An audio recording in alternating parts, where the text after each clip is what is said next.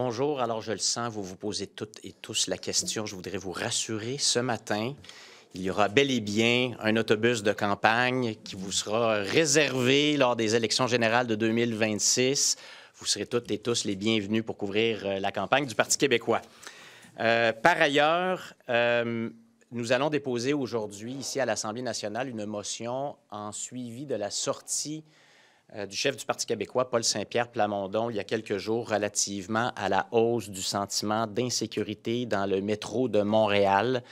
Et nous allons demander une nouvelle fois au premier ministre François Legault de se saisir lui-même de cet enjeu qui est extrêmement important pour le métro à Montréal, c'est-à-dire rétablir ce sentiment de sécurité au bénéfice des usagers, mais surtout de s'attaquer aux causes de ce sentiment d'insécurité.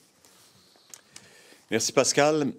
Alors aujourd'hui, on a encore de nouvelles révélations concernant le scandale SACLIC et les choses se clarifient. Éric Kerr savait, tout le monde sait qu'il savait, Éric Kerr a démissionné. Ou il a été forcé de démissionner.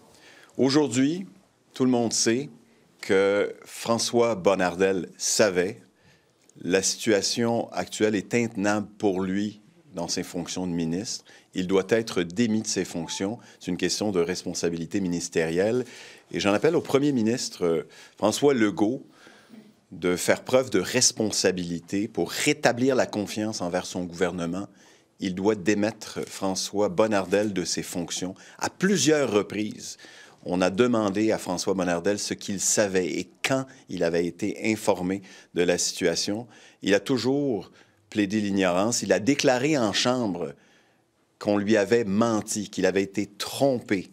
Il a induit la Chambre en erreur. Il a été informé des mois avant Éric Kerr, c'est-à-dire en septembre 2021, des dépassements de coûts. Et les chiffres qu'on lui a présentés sont rigoureusement les mêmes qui ont été révélés par la vérificatrice générale il y a de ça quelques semaines. Exactement les mêmes chiffres sur les dépassements de coûts. Comme quoi, la valeur totale du contrat pour CASA, pour SACLIC, là, bien, ça ne couvrait que la livraison 2.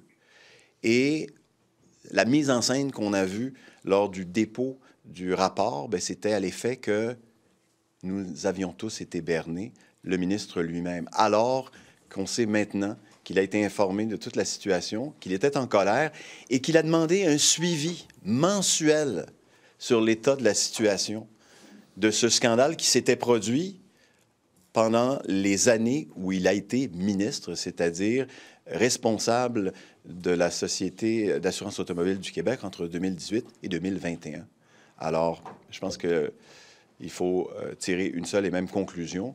Il n'a pas appris comme tout le monde qu'il y avait eu scandale. Il était bien au courant et n'a rien fait et a caché cette information-là jusqu'au rapport de la vérificatrice générale. Donc, c'est pas la suspension que vous demandez, c'est la démission. Comme il doit être démis de ses fonctions de ministre. C'est ce qu'on demande aujourd'hui. Il ne peut pas assumer la responsabilité au sein du caucus de la CAQ qu'il a actuellement, compte tenu des propos qu'il a prononcés en Chambre en disant qu'il avait été berné et qu'il n'était pas au courant de rien, alors qu'on sait aujourd'hui que c'est faux. Et c'est pas dans notre habitude au Parti québécois de demander la démission des ministres, mais on ne peut pas avoir deux poids, deux mesures face à un ministre, Éric Kerr, qui a dû justement quitter le cabinet parce que la confiance envers le gouvernement était ébranlée. Ce qu'on voit aujourd'hui, ce qu'on apprend aujourd'hui, c'est pire encore que dans la situation d'Éric Kerr, parce que c'est le ministre en titre responsable de la Société d'assurance automobile du Québec et qu'il a été informé en septembre 2021 de la situation. Et en principe, il a effectué un suivi où on l'a informé de mois en mois, n'a jamais soufflé un mot de cette situation-là. Et ensuite, il a feint l'ignorance. Il a plaidé qu'il avait été berné. C'est inconcevable. Pourquoi Bonnardel, vous lui demandez de démissionner, Geneviève Guilbeault obtient le bénéfice de votre doute? Parce qu'à l'heure actuelle, on n'a pas toute l'information sur ce que savait Mme Guilbeault et à quel moment elle l'a su. Ce qui est clair, c'est que François Bonnardel, au moment où les dépassements de coûts se sont réalisés, il a été mis au courant de la situation. Les chiffres n'ont pas changé en 2021 et 2025. Il était le responsable du ministère lorsque le scandale s'est produit, lorsque le fiasco se déroulait. Il en a été informé et rien ne s'est passé. La Chambre a été induite en erreur. Est-ce que vous allez demander à la présidente une sanction à l'égard de M. Bonnardel? Bien, écoutez, on va regarder comment on peut justement s'assurer que cette plaidoirie de François Bonnardel au moment de la publication du rapport de la vérificatrice générale ne soit pas sans suite pour la Chambre, pour l'institution. Et si on a eu un débat hier, auquel d'ailleurs mon collègue Pascal Bérubé a participé, sur l'information qui a été retenue par les dirigeants de la SAC face à la CAP, à la Commission de l'administration publique, bien, effectivement, on peut aujourd'hui penser que ce même débat-là devrait être fait concernant les propos tenus par François Bonnardel. Mais je peux... Claire, vous allez demander à la présidente... Bien, en fait, on n'a pas statué pour être parfaitement transparent sur les mesures parlementaires qui peuvent être mises en place pour... face à la présidente, à savoir si on doit tenir un débat sur le fait que François Bonnardel a induit la Chambre en erreur. Mais c'est une possibilité qu'on va regarder dans les prochaines minutes, tout à fait. So basically, Minister Bonnardel, like Mr. Legault has to take a decision today. He has to kick him out of his cabinet meeting. But His cabinet. you can't have a different attitude when it comes to Éric Kerr, who obviously knew about the scandal and didn't say a word, and let him go, and not take action when it comes to François Bonnardel, who was minister in charge of la SAC and who knew back in September 21, that's a year before the last election, and knew exactly the numbers that we learned in the Vérificateur Général report. And after having heard him saying that he had no idea what was happening and that he was fooled, well, now we know that he was the one who fooled the chamber and the population, not giving the information that he had access to. Why not wait? Why not wait until the end of this public inquiry to call for the suspension or the stepping down of Monsieur Bonnardel? Why now? Because ministerial responsibility is not in any way linked to what the Commission will be doing. It's linked to confidence in the people in charge of different ministries.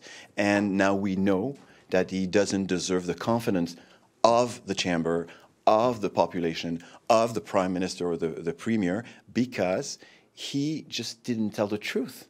He said he was not aware of the situation, and he was. He had the numbers. There's plenty of witnesses. There were a bunch of people, and he was mad at the situation, but he kept it to himself.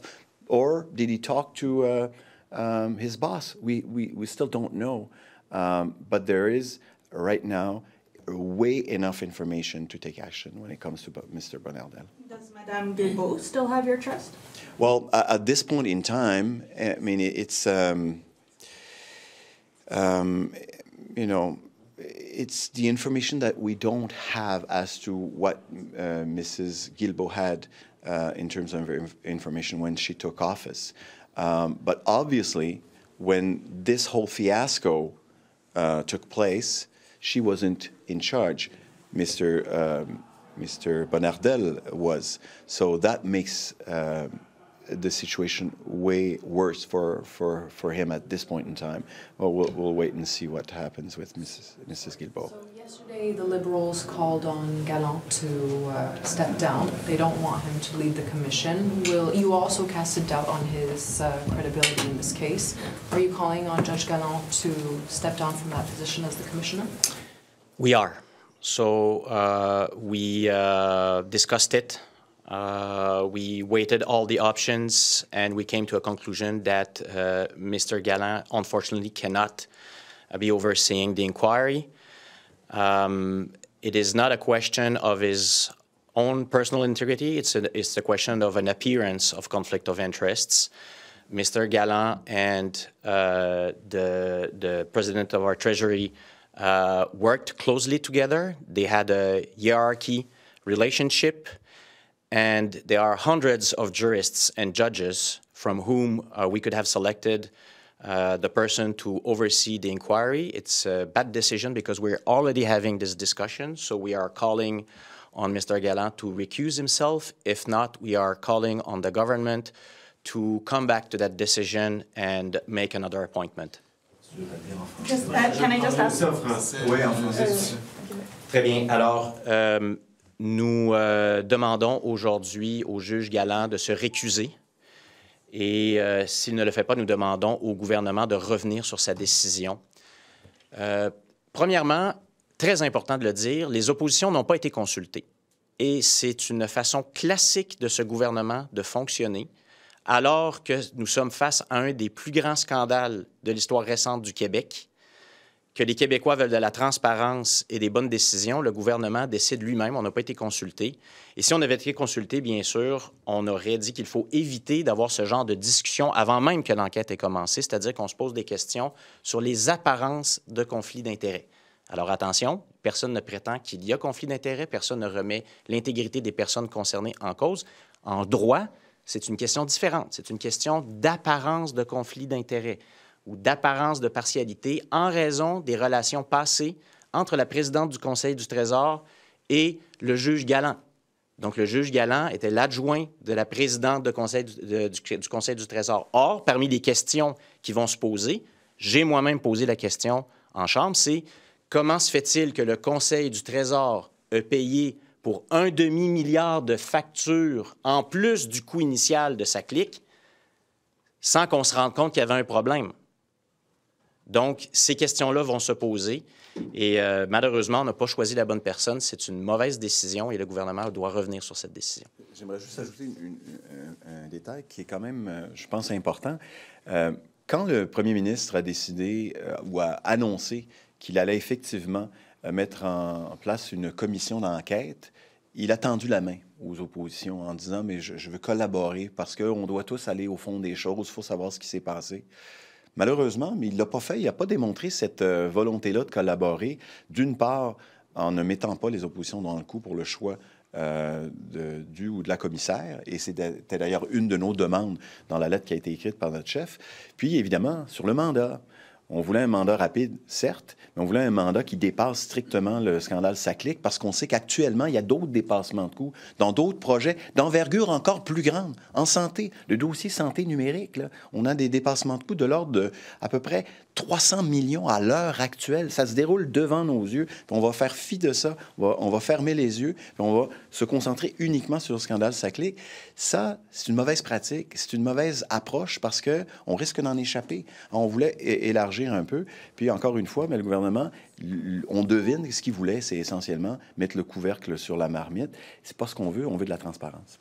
C'est juste que dans son mandat, c'est écrit qu'il commence à travailler le 24 mars. Ça, c'est lundi. Fait que je ne sais pas c'est quoi vos chances que ça soit changé d'ici ce temps-là. Là.